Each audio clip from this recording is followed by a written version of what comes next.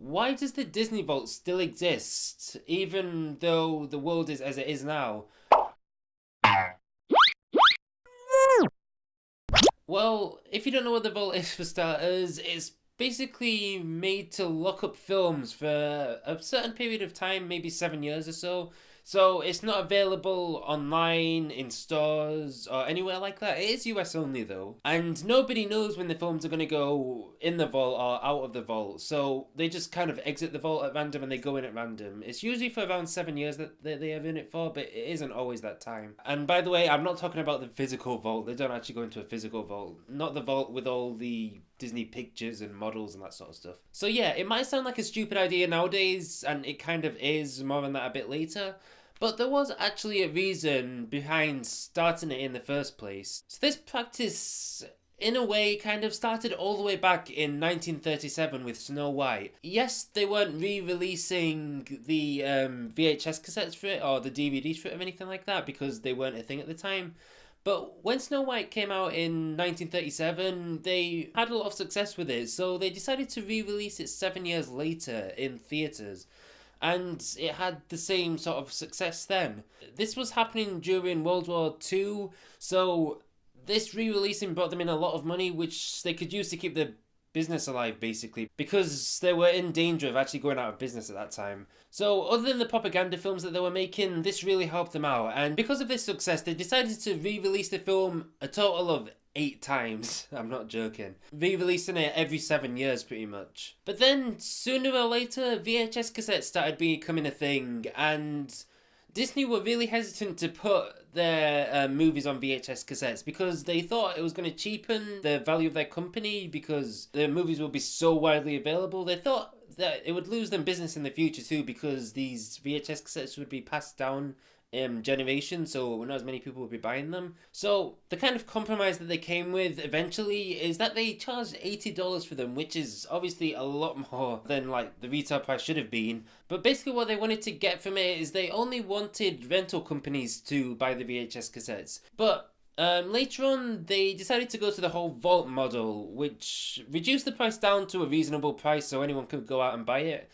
And it also meant that, yeah, the whole vault thing was happening. So the movie would come out, it would go in the vault for 7 years, it would come out again, and it was the same sort of thing as with the theatre releases, but with VHS cassettes. And all the way since then, that practice has been happening. Back then with VHS cassettes, and now with DVDs and Blu-rays, the exact same thing's happening.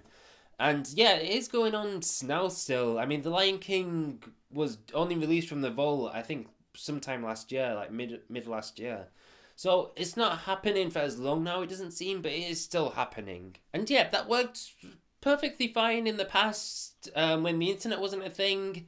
Although nowadays, it doesn't really make as much sense. I mean, firstly, none of the reasons that they said for doing the vault really apply anymore. Because the whole cheapening of the brand thing that they said would happen if they put out VHS cassettes or now DVDs obviously didn't happen. It didn't cheapen their brand at all. And the thing is, with iTunes and the whole DRM thing, it's not likely that that copy's going to be passed around a lot anyway. And believe me, I know how hard it is to get rid of DRM on iTunes videos. It's a pain. And yeah, the only thing really left is the whole hype that it builds and the urgency and the fact that it's going to get Disney more money in a way because there'll be renewed interest for it. So that's really the only reason I think is staying behind.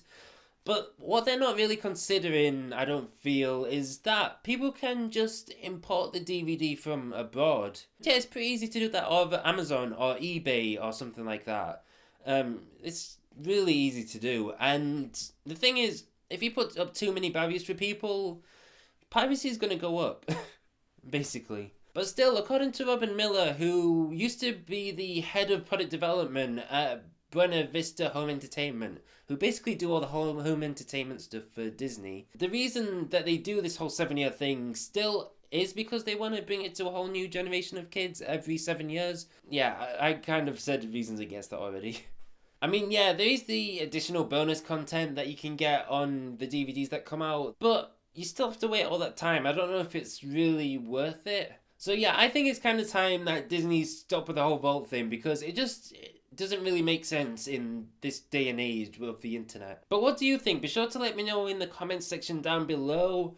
And I just want to give a quick little shout out to Jared Poyra, who is a movie reviewer like I am.